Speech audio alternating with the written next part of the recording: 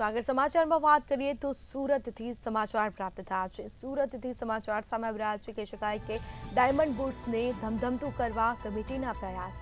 મુંબઈના ભારત ડાયમંડ બુટ્સના હીરા વેપારી સાથે મીટિંગ કરી। મીટિંગમાં 1000 કરતાં વધારે વેપારીઓ જોડાયા। તો ડાયમંડ બુટ્સમાં વહેલી તકે શરૂ કરવા માટે અપીલ કરી। તો સુરતમાં ડાયમંડ બુટ્સને ધમધમતું કરવા કમિટીના પ્રયાસો। મુંબઈના ભારત ડાયમંડ બુટ્સના હીરા વેપારી સાથે મીટિંગ કરી। તો મીટિંગમાં 1000 કરતાં વધારે વેપારીઓ પણ જોડાયા। ડાયમંડ બુટ્સમાં વહેલી તકે શરૂ કરવા માટે અપીલ પણ કરવામાં આવી।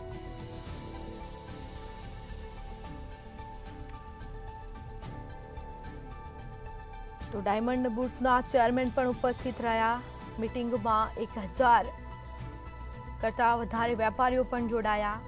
મુંબઈના ભારત ડાયમંડ બુટ્સના વેપારી સાથે મીટિંગ, હીરાના વેપારી સાથે મીટિંગ કરવામાં આવી।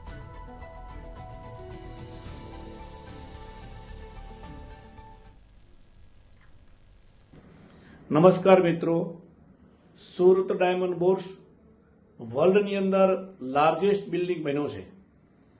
તમામની અપેક્ષા સુરત ડાયમંડ બુટ્સ જલ્દી ચાલુ થાય એવી અપેક્ષા છે। મિત્રો, આજે સુરત ડાયમંડ બુટ્સ દ્વારા બોમ્બેની અંદર ભારત ડાયમંડ બુટ્સમાં ડાયમંડના વેપારીઓ સાથે એક મિટિંગ કરવામાં આવી હતી। મિટિંગની અંદર 1000થી વધારે લોકો ઉપસ્થિત રહ્યા હતા અને અમે એમને 7 જુલાઈના રોજ 7 જુલાઈએ ઓફિસ ચાલુ કરવા માટે સજેશન કર્યું।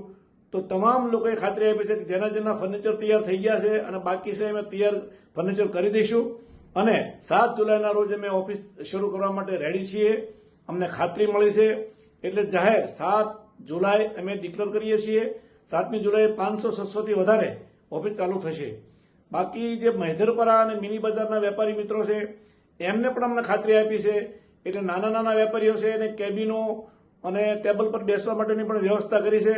એટલે એ લોકો પણ અમને તૈયારી બતાવી છે। એટલે 7 જુલાઈના રોજ ડાયમંડ બુટ્સ ધમધમતું થવા જઈ રહ્યું છે, એની અમને ખુશી અને આનંદ છે। અસ્તુ ભારત માતા કી જય।